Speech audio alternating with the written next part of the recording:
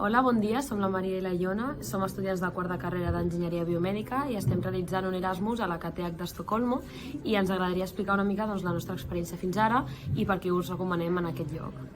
Sí, nosaltres hem vingut al primer quatrimestre de tardor, és a dir, vam venir a finals d'agost i estarem fins finals de desembre, o inclús hi ha gent que es queda fins gener, però nosaltres per les assignatures que hem escollit doncs tornarem al desembre.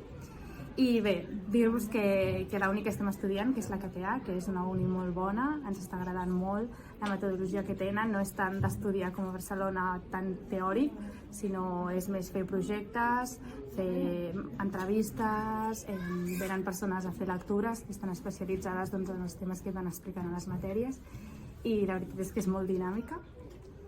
I bueno, és superinteressant i no només pel tema d'estudis, perquè acadèmicament la universitat és superbona i això es nota, sinó que també és una universitat que fa moltes activitats per als estudiants. La primera setmana, de fet, vam tenir com una jornada on feien un munt d'activitats per poder conèixer la gent. Hi ha gent molt internacional de tot arreu, fareu amistats superràpid, és molt interessant i també, Estocolmo és preciós i no només Estocolmo, sinó tota Suècia i tot el que hi ha al costat.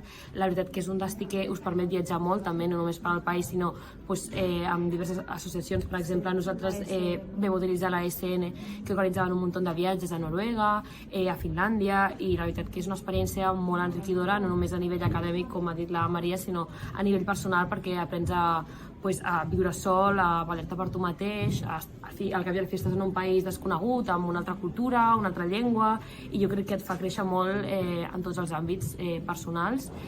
I bé, només dir-vos que és bastant difícil trobar allotjament aquí a Suècia en general, però hi ha una associació que es diu SSB,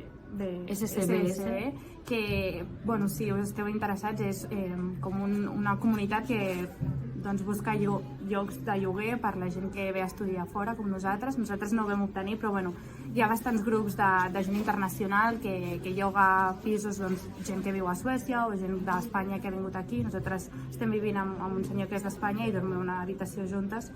Llavors, si voleu venir i estiguéssiu interessats, us podríem enviar més informació o dir-vos la pàgina web en la que podeu sol·licitar el tràmit per fer això de la SSB o per buscar altres grups de WhatsApp que també tenim nosaltres per trobar allotjament. Sí, una altra cosa important de cara a la universitat és que els crèdits no funcionen igual, no són com... sí que hi ha assignatures de 6 crèdits, però també hi ha de 7,5, de 9 crèdits, i un quatrimestre està dividit en 2 períodes, per tant és molt important que els 2 períodes estiguin compensats.